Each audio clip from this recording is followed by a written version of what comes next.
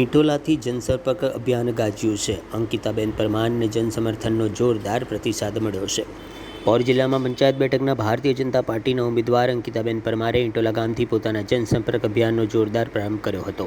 અભિયાનની શરૂઆતથી જ ગામમાં રાજકીય માહોલ ગરમાયો હતો અને કાર્યકર્તાઓમાં પણ ભારે ઉત્સાહ જોવા મળ્યો હતો. અંકિતાબેન પરમાર પોતાના કાફલા સાથે ગામમાં પહોંચ્યા પહેલાં જ સ્થાનિક મંદિરોમાં જઈને ભગવાનના દર્શન કરી પૂજાપાઠ કર્યો હતો. ત્યારબાદ તેમણે ગ્રામજનો સાથે સીધી મુલાકાત કરી અને ઘેર ઘેર જઈને ભાજપાના બહુમતીથી જીતાડવા અપીલ કરી હતી. આ પ્રસંગે મોટી સંખ્યામાં ભાજપાના કાર્યકર્તાઓ, ટેકેદારો અને શુભેચ્છકો તનમનધનથી જોડાયા હતા, જેના કારણે સમગ્ર વિસ્તાર ભાજપામય બની ગયો હતો. જનસંપર્ક અભિયાન દરમિયાન અંકિતાબેનને લોકોથી ઉત્સાહપૂર્વક પ્રતિસાદ મળ્યો હતો. ખાસ કરીને જિલ્લા પંચાયત વડોદરા પૂર્વ પ્રમુખ અશોકભાઈ પટેલની ઉપસ્થિતિએ કાર્યક્રમને વધુ બળ આપ્યું હતું. આ ઉપરાંત અનેક અગ્રણીઓ અને સ્થાનિક નેતાઓ પણ અભિયાનમાં જોડાયા હતા. અંકિતાબેન પરમારના ભવ્ય પ્રારંભથી સ્પષ્ટ થાય છે કે તેઓ ચૂંટણી મેદાનમાં મજબૂત દાવેદારી નોંધાવી છે અને આવનારા સમયમાં આ બેઠક પર ટક્કર વધુ રોમાંચક બનવાની શક્યતા છે.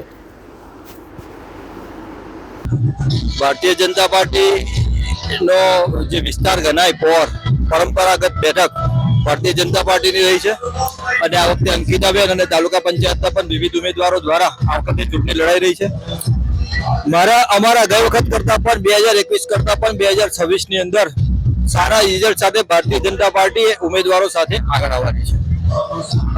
એવા કયા કામો છે કે જે આપણાને ઇફેક્ટ કરશે અને તમે એવા કયા કામો કર્યા છે કે આવનારી સ્થાનિક સ્વરાજ્યની ચૂંટણી, લોકલ જે રહીશો છે એમની સુવિધા માટેની ચૂંટણી છે. રોડ, રસ્તો, લાઇટ, ગટર, પાણી આ તમામ પ્રકારની સુવિધા 100% પૂર્ણ અમે લોકોએ કરી છે.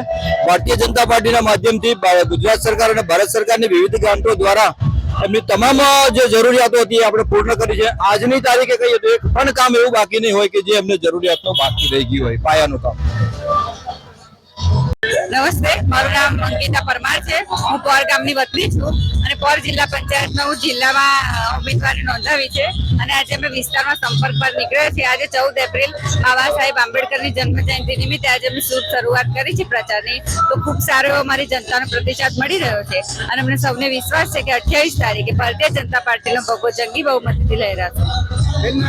આવનાર સમયમાં તમે ઉમેદવારી નોંધાઈ છે અને આવનાર સમયમાં તમે ચૂંટાઈને આવો તો તમારી સામે એવા કયા પડકારો છે કે કયા કામો છે જે કરવાના બાકી છે, જે પાછલી ટર્મમાં નથી થયા? એવું કશું હોતું નથી કે કોઈ કામ રહી ગયા હોય, પણ અમે જીતીને આવીશું અને જે કામને પ્રાથમિકતા આપવા જેવી હશે અમે પ્રથમ પૂર્ણ કરવા માટે પ્રયત્ન કરીશું.